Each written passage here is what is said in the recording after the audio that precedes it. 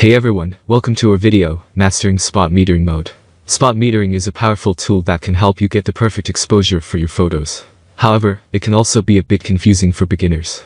In this video, we will walk you through everything you need to know about spot metering mode and how to use it effectively. Have you ever taken a photo that was too bright or too dark? It's frustrating when you can't capture the moment perfectly.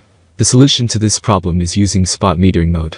Spot metering mode allows you to measure the exposure of a small area in your frame, instead of the whole frame. This way, you can get an accurate reading of the exposure and ensure that your photo is perfectly exposed. To use spot metering mode, you first need to locate it on your camera. It's usually represented by a spot or a circle with a plus or minus sign in the middle. Once you've located it, you need to activate it by pressing the corresponding button on your camera or accessing it through the menu. Next, you need to choose the spot where you want to take the reading. This can be a tricky part because you need to choose an area that's representative of the overall exposure of the scene. For example, if you're taking a portrait, you might want to take a reading from the subject's face. If you're taking a landscape photo, you might want to take a reading from the sky or the foreground. Once you've chosen the spot, point your camera at it and half-press the shutter button. This will activate the spot metering mode, and the camera will take a reading of the exposure.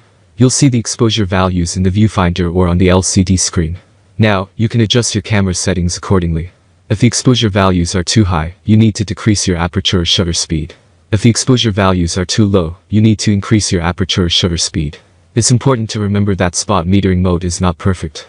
It's just a tool that helps you get the exposure right. That's all from my end. I make helpful videos daily, so do subscribe to my channel.